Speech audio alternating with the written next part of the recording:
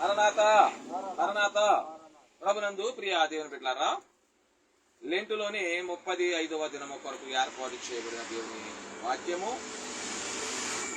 సిలువలో యేసయ్య పలికిన 7 మాటల్లో 3-4 మాటల వివరణ దైవజనులు తండ్రిగా దేవదాసయ్య గారు ఈ దినము మనకి తెలియజేస్తా ఉన్నారు. కాబట్టి దేవుని బిడ్డలారా, మరి మనం చదువుకున్న వాక్య భాగము యోహాను సువార్త 19వ అధ్యాయము 25వ వచనము నుండి 27వ వచనముల వరకు మనం చదువుకున్నామండి. కాబట్టి ప్రియ సహోదరులారా, చదువుకున్న వాక్య భాగాన్ని దైవజనులు చాలా చక్కగా వివరించారు. ఆ వాక్యము మనము జ్ఞాన దృష్టితో వింటే దేని బిడ్డలారా, వాక్యాన్ని మనం ఎప్పుడు కూడా మర్చిపోలేము. దైవజనులు దేవదాసయ్యగా చెప్పిన మాటలు అలా ఉంటాయి. లోకంలో మాటలు ఎన్నో ఉంటాయి, ఎన్నో పిట్టకథలు ఉంటాయి, ఎన్నో జనాల్ని ఆశయంగా నవ్వించడానికి ఉంటాయి. అవన్నీ కూడా ఈ శిల్వ ధ్యానంలో ఉన్న మనము, శిల్వ ధ్యాన కాలంలో ఉన్న మనము అవన్నీ కూడా విడిచిపెట్టి ప్రభు అందించే మాటలు, దైవజనులు యేసయ్యని చూస్తూ చెప్పిన మాటలు మనం జ్ఞాపకం చేసుకోవాలండి.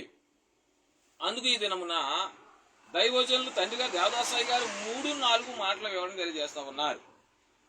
దైవజనులు చెప్తూ, విశ్వాస ప్రియులారా, ఈవేళ యేసు ప్రభు ఇద్దరితో మాట్లాడుట చదువుకున్నాం. యేసు క్రీస్తు ప్రభు వారు ఇద్దరితో మాట్లాడుతున్నట్లు మన పరిశుద్ధ గ్రంథంలో చదువుకున్నాం. ఎక్కడ? యోహాను సువార్త 19వ అధ్యాయం 25-27 వచనములో. ఇది వరకు అయితే అంటే నిన్న మొన్న ఇద్దరితో మాట్లాడినారు అనగా, మొదటి మాటలో పరలోకపు తండ్రితోనూ, రెండవ మాటలో భూలోకమందు అవిశ్వాసిగా ఉండి, కాబట్టి రెండవ మాటలో భూలోకమందు అవిశ్వాసిగా ఉండి సిలువ మీద దేని బిడ్డలారా విశ్వాసిగా మారిన వారితో మాట్లాడినారు. ఈవేళ అయితే తల్లితో శిష్యునితో మాట్లాడుచున్నారు అన్నారు దైవజనులు. దేవుని స్తోత్రం కలుగును గాక. ఈ దినము దేని బిడ్డలారా, ఈ దినము తల్లితో శిష్యునితో మాట్లాడుతున్నారండి.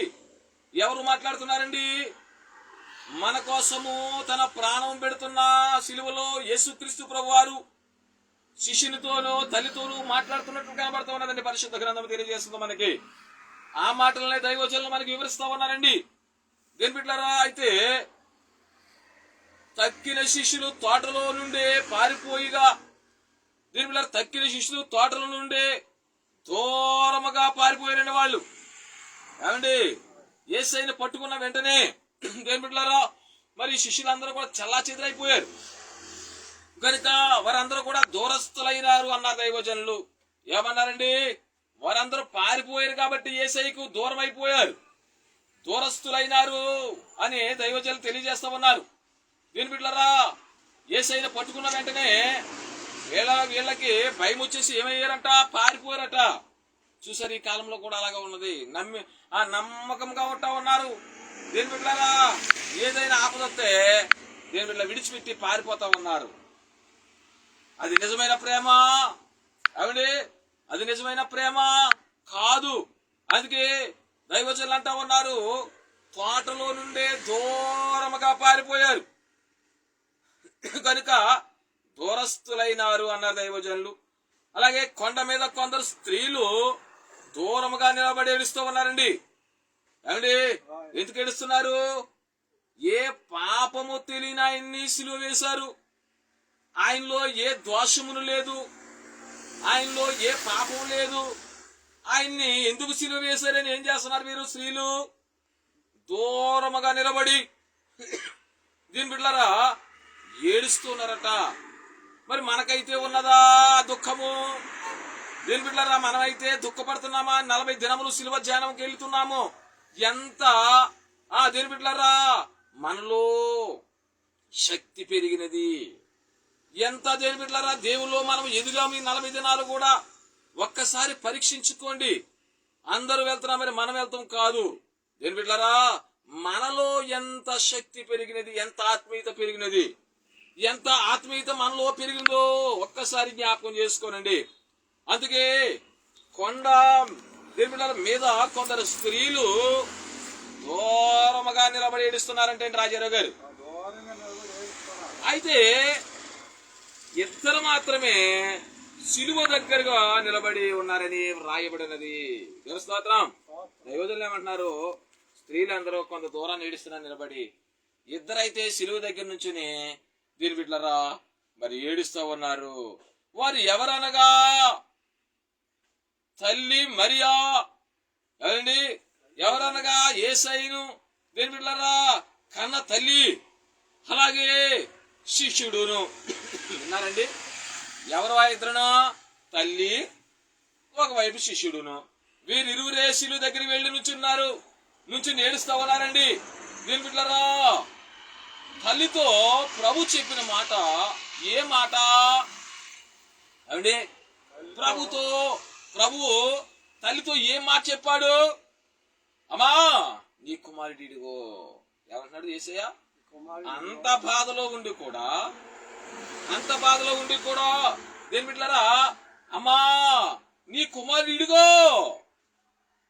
ఇక్కడి నుంచి నేను ప్రభు దగ్గర నా తండ్రి దగ్గర వెళ్తున్నాను కదా. ఇక్కడి నుంచి నీకు భూలోకములో కుమారుడు ఎవరంటే శిష్యులతో దేని బిడ్డలారా శిష్యుని చూపించి నీ కుమారుడు ఇడిగో అని చెప్తా ఉన్నాడు యేసయ్య. అలాగే శిష్యులతో చెప్పిన మాట ఇదిగో నీ తల్లి. చూసారా ఏం బిడ్డలారా? యేసుక్రీస్తు ప్రభువు ఏం చెప్తున్నారు? అమ్మా నీ కుమారుడు ఇదిగో. నీ కుమారుడు లేని లోటు లేదుగా.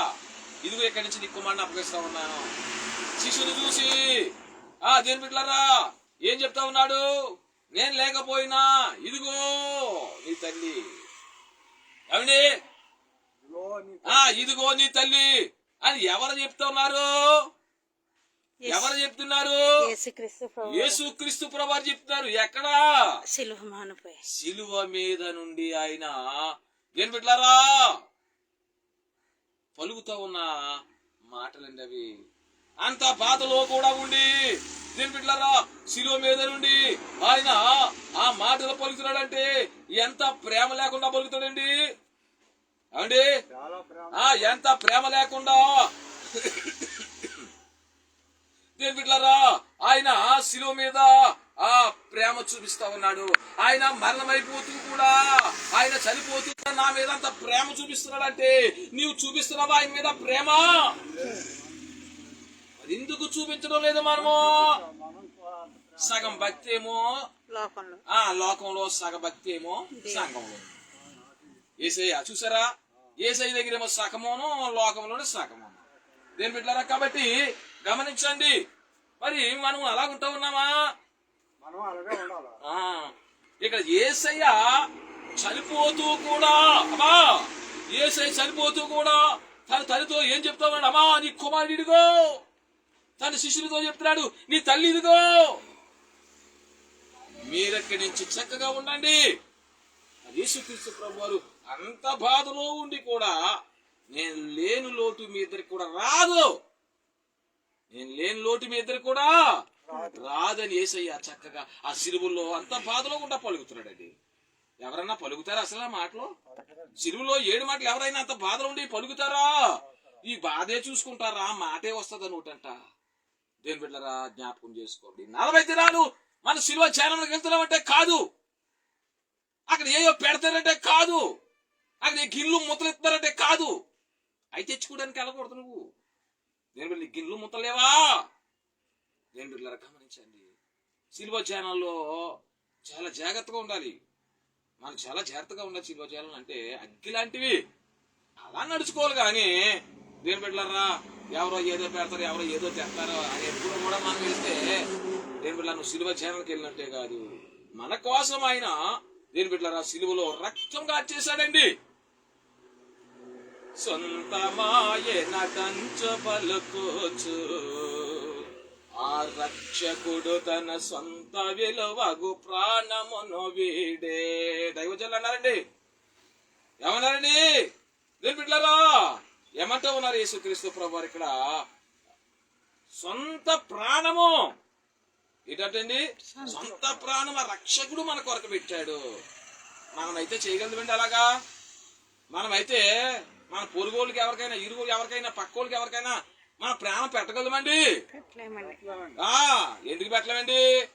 వాళ్ళు ఎవరు మనకు తెలదు కాబట్టి. మరి యేసయ్యో మనల్ని సృష్టించాడు, ఆయన మన కోసము తన ప్రాణాన్ని పెట్టాడు.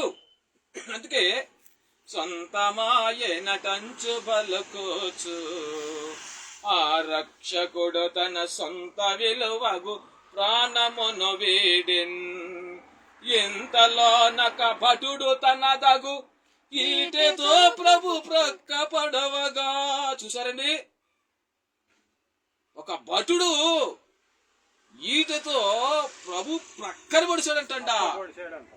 చూసారా? దేని పెట్టారా? మనల్ని పొడితే మనం తట్టుకోగలమండి? చెంత చేరిడి పాపులను రక్షించు రక్తపు దారగారేను, రక్షించు రక్తపు దారగారేను. రక్తం దారలా కారిపోతుంది, రక్తం దారలా కారిపోతుందండి. మన కారితే మనం తట్టుకోగలుగుతామా? దేని బిడ్డలారా, మనం చచ్చిపోతామండి. దేని బిడ్డలారా, ఆయన పని అంతా ముగిచ్చే వరకు కూడా ఆయన చనిపోలేదండి. సిలువలో చివరికి 7 మాటలు పలికే వరకు కూడా ఆయన చనిపోలేదండి. ఆయన వచ్చిన పని నెరవేర్చుకుని వెళ్ళాడండి. ఆయన వచ్చిన పని ఆయన నెరవేర్చుకుని వెళ్ళాడు. నేను ఏదైనా పని చెప్తే మీరు ఎలా నెరవేర్చుకుని వెళ్తారో ఇక్కడ రాజారావు గారు, నేను ఏదైనా పని చెప్తే మీరు ఎక్కడ చక్కగా మీ పని నెరవేర్చుకుని వెళ్తారో అలాగే యేసయ్యా ఈ లోకానికి వచ్చి తన పని పూర్తి చేసుకుని ఈ లోకం విడిచెట్టి వీళ్ళని ఆయన మరలా వస్తా ఉన్నాడండి. ఆయన మరలా వస్తా ఉన్నాడు 2వ రాకడలో. అందుకే దేని బిడ్డ మనం సిద్ధంగా ఉండాలి. ఆయన రాకడలో వస్తున్నాడని మనం సిద్ధపడి ఉండాలి. ప్రభు వస్తున్నాడని ఎదుర్కొని వెళ్ళాలి, ఎదురెళ్ళిపోవాలి. దేని బిడ్డలారా, కాబట్టి గమనించండి, దైవజనులు అంటూ ఉన్నారు, ఏమంటున్నారండి? రక్షించు రక్తపు ధారగారిను, రక్షించు రక్తపు ధారగారింది, దారలా కారిపోయింది అన్నారండి దేవదాసయ్య గారు.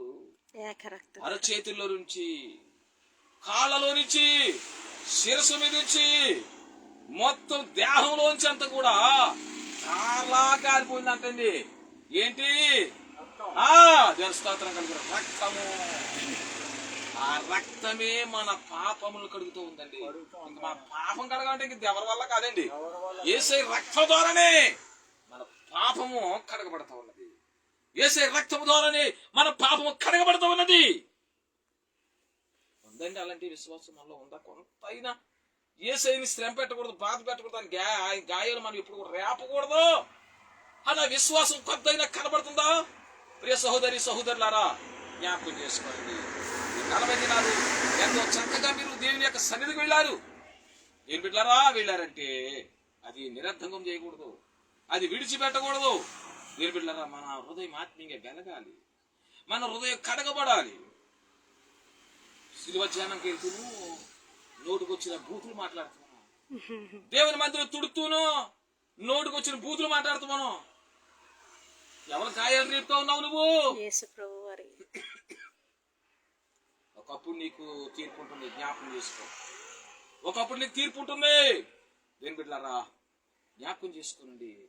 నువ్వు చేసే పరిశుద్ధమైన స్థలంలో పనిచేస్తా ఉంది, అసభ్యకరమైన మాటలు మాట్లాడుతున్నావే.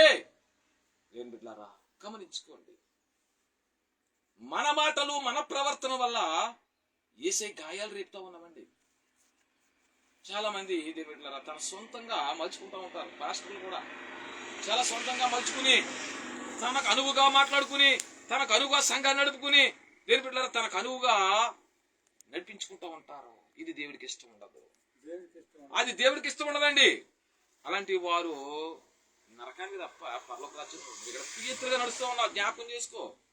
నువ్వు మాటగారవే కాదంటలేదు, కురీతులుగా నడుస్తూ ఉన్నావు. ఒకప్పుడు పనిష్మెంట్ ఉంటుంది, అప్పుడు చూద్దాంలే అంటే అప్పుడు ఎప్పుడుగా నీకు ఇక్కడే ఉంటది, ఇక్కడే నరకం అనిపించి అప్పుడు వెళ్తావు వాడికి. దేని బిడ్డలారా, కాబట్టి జ్ఞాపకం చేసుకోండి. అందరూ కూడా దైవజనులు అంటూ ఉన్నారు, ఏమంటా ఉన్నాడు? అమ్మా, ఇదిగో నీ కుమారుడు. శిష్యుతో చెప్తున్నాడు, ఇదిగో నీ తల్లి, నువ్వే చూసుకోవాలి. ఆయన నేను ఉంటలేదు కదా, మరి ఆయన తన శిష్యునికి అప్పు చెప్తా ఉన్నాడు తన తల్లిని. ఏం పెట్టారు మరి? మనస్థితి ఎలాగుంది? మనస్థితి ఎలాగుంది? తండ్రి పని చేయకపోతే 2 గుద్దులు గుద్దేటమే. ఏమండి తండ్రి పని చేయకపోతే ఒంగబెట్టిన గుద్దులు గుద్దేస్తే మనం తల్లి పెన్షన్ కాలం అలా ఇవ్వకపోతే మారిపోయింది. కాలం అలా మారిపోయింది. తల్లి పెన్షన్ ఇవ్వకపోతే దేని బిడ్డలారా తల్లి ఏమో పెన్షన్ ఇవ్వకపోయింది అనుకోండి, 2 గుద్దులు గుద్దేసి లాగేసుకుంటే చేతిలో వచ్చి. ఏమండి ఇలా తయారైపోరు సంఘం మొత్తం. క్రైస్తవులు అలాగే ఉన్నారు, అందరూ అలాగే ఉన్నారు. ఇది నిజమైన ప్రేమ. కాదండి. దైవజనం చెప్తలేదు మీ తల్లి మీ తండ్రి ప్రేమించండి. ఏమిటారా మా తల్లిదండ్రులు చెప్తే మరి ఇక్కడ పని చేయడేమో, దైవజనం దగ్గర పని చేయడేమో, తల్లిదండ్రుల్ని దీని మీద బాగా చూడమని చెప్తే. ఎప్పుడు అలా చేయకూడదు. తల్లిదండ్రులను ప్రేమతో పెట్టాలి కానీ లాక్కోకూడదండి. అంటే తల్లిదండ్రులు ప్రేమతో ఇవ్వాలి కానీ దౌర్జన్యంగా లాక్కోకూడదు. ఏం పెట్టారా అదే నువ్వు తప్పు చేసినవాడు అవుతా ఉన్నావు. అందుకే యేసయ్య క్షణము కూడా తన గాయాలు రేపుతా ఉన్నాం మనము. ఒకప్పుడు నీకు కూడా ఉంటుంది తీర్పు, జ్ఞాపకం చేసుకో బిడ్డా.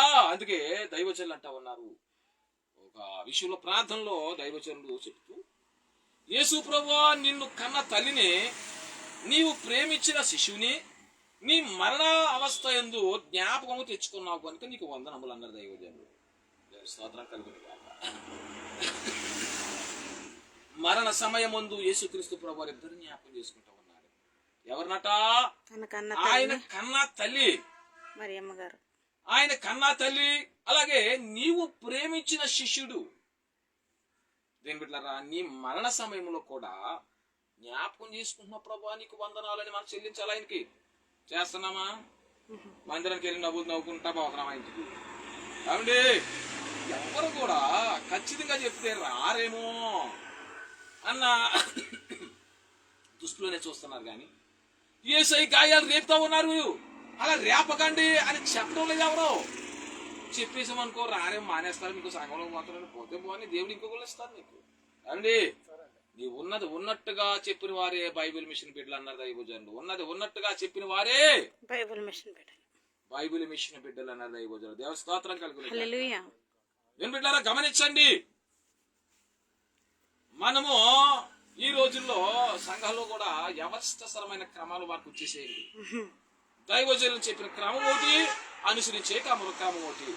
దైవజనులు చెప్పింది ఒకటి, మనం చేసేది ఒకటి. అంటే దైవజనుల మీద ఆధారపడతావా, లోకం మీద ఆధారపడతావా? లోకం మీదే ఆధారపడుతున్నా. లోకం మీద ఆధారపడితే దేని బిడ్డలారా నీకు ధనం వస్తుంది. దేని బిడ్డలారా వచ్చింది ఒక తల్లిగా చెప్పారు, ఆటోకో లేకపోతే రెస్టారెంట్కో ఖర్చు పెట్టేస్తారు, బట్టలకో. లోకంలో వచ్చిన ధనము ఆటోకో ఏ రెస్టారెంట్కో పోతుంది. కానీ యేసయ్య ఇచ్చిన ధనం అయితేనో దేని బిడ్డలారా ఎక్కడికి పోదా. తల్లిగా చెప్పారు శాశ్వత కాలం మనతోనే ఉంటది. యేసయ్య ఇచ్చింది అలాగుంటుంది. మనకి యేసయ్య ఇచ్చింది కావాలి కానీ లోకంలో నువ్వు 10 నువ్వు 5 ఇచ్చింది ఎవరికి కావాలండి? ఎవరికి కావాలి? మనకు వద్దాయి. అయితే మనం ఏం చేయాలి? యేసయ్య ఇచ్చే ప్రతిఫలం కోసం మనం ఎదురు చూడాలి. లోకానికి ఇచ్చి లోకానుసారంగా మనం ఎంతకాలము దేని బిడ్డలారా ఎంతకాలం వారికి తగ్గట్టు మాట్లాడుతూ వాళ్ళ వైపు తిరుగుతూ వాళ్ళ వెనకాల తిరుగుతూ ఇదంతా మనకు అవసరం అంటారా? వాళ్ళ వెనకాల తిరిగే బదులు యేసయ్య దోసయ్య వెనకాల తిరిగితే మనకి పరలోకం దొరుకుతుంది, మోక్షం దొరుకుతుందండి. అంతే లోక వైపు ఎప్పుడు కూడా మనం చూడకూడదు. అందుకే